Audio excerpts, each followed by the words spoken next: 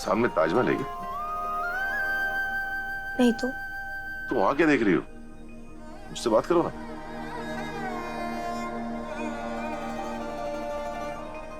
अनु, अच्छा वो तुमने आज मैसेज करके मुझे यहाँ बुला लिया।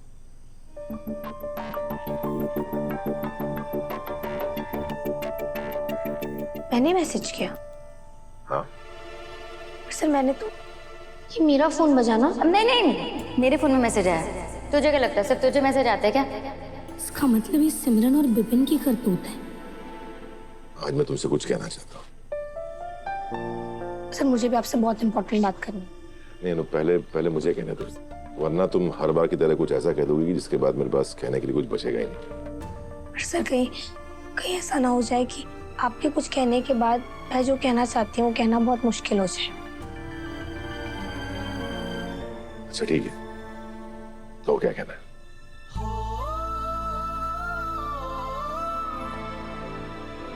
जल्दी बोलो अनु, क्या क्या कहना है?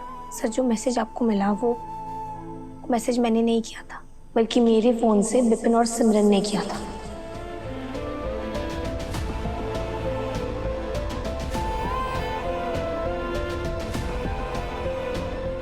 क्यों? क्योंकि सर मैं आपसे मिलना नहीं चाहती थी और वो दोनों चाहते थे कि मैं आपसे मिलूं और सारी चीजें सॉर्ट आउट करूं। अनु, क्या सॉर्ट आउट करना है? आप जानते हैं कि पापा नहीं चाहते कि मैं आपके ऑफिस में काम करूं और उन्होंने तो मेरे लिए एक नई जॉब ढूंढनी भी शुरू कर दी है। अगर इंटरव्यू क्लियर हो गया ना सर, तो मैं कभी आपके ऑफिस में काम नहीं कर पाऊंगी।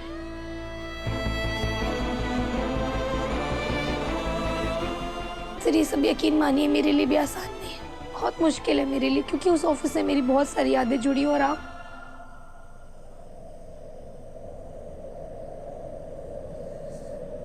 सर मैं मेरे पापा के खिलाफ नहीं जा सकती।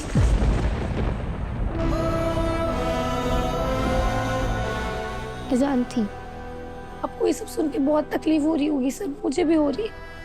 मैं क्या करूँ, पापा के सामने मैं हार जाती हूँ। पापा की मर्जी के खिलाफ कुछ नहीं कर सकती। उनके सामने मैं अपनी दिल की बात भी अनसुनी कर देती हूँ सर। आपसे दूर होने का मतलब है खुद से दूर हो जाना। पर मैं क्या करूँ सर, मेरे पास कोई ऑप्शन नहीं है, मैं कुछ नहीं कर सकती। पापा के सामने ना मुझे कुछ नहीं दिखता सर, बस उनका ना एक मुस्कुराता हुआ चेहरा दिखता है।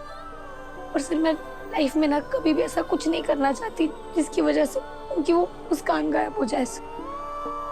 इसलिए आई एम सॉरी सर, मुझे माफ कर दीजिए।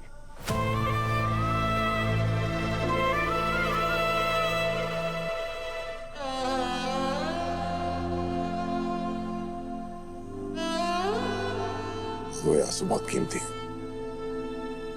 बिना ऐसे मत भाव।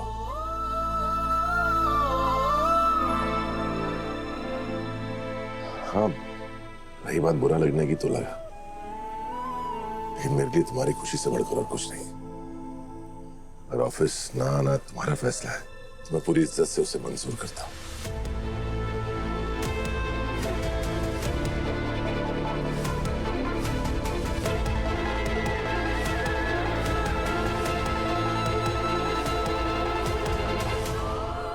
Thank you sir, thank you so much.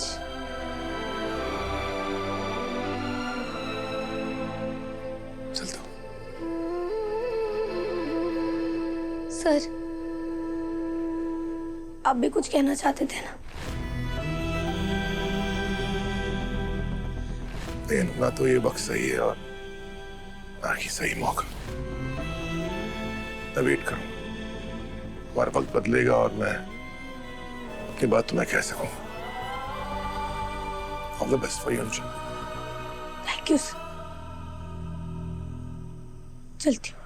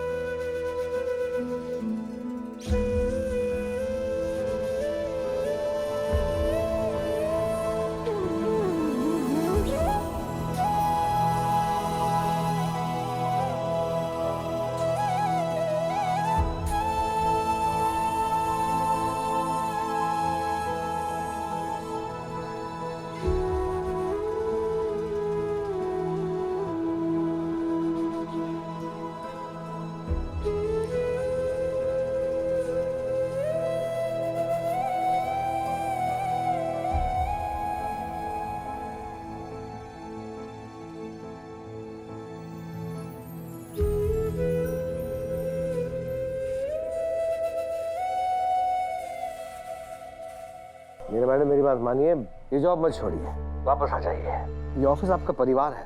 मुझे भी यही लगता था, इसलिए दुनिया की तमाम जॉब्स छोड़कर मैं वहाँ काम कर रही थी। पर अब उस फैमिली में दरार आ गई है।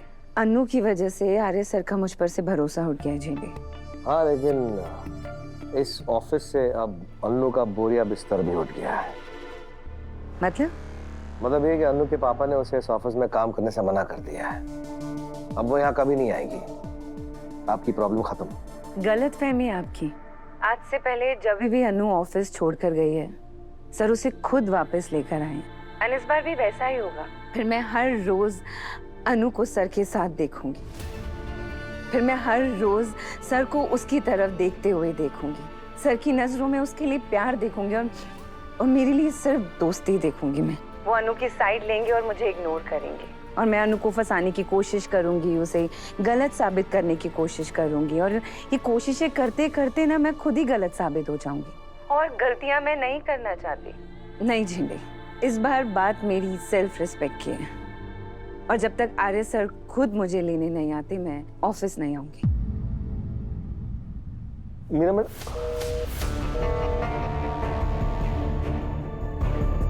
जितना सोचा था ये मामला उससे कहीं ज्यादा आगे बढ़ चुका है। एक तरफ मीरा मैडम समझने को तैयार नहीं है, और आर्यवर्धन सर को कैसे समझाऊं कि इस ऑफिस के लिए अन्नू से ज्यादा इम्पोर्टेंट मीरा मैडम है। मैंने कभी सोचा भी नहीं था आर्य से कि हम इस तरह बिछड़ेंगे।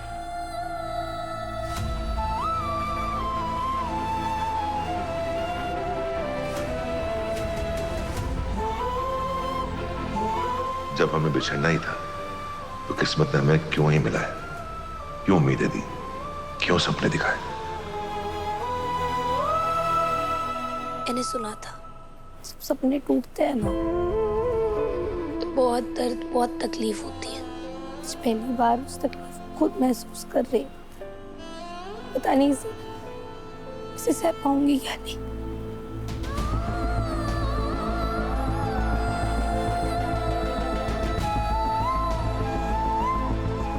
नहीं सह पाऊंगा ये तकलीफ, ये दर्द। अनु, तुम्हारे बिना जीना नामुमकिन है मेरे लिए।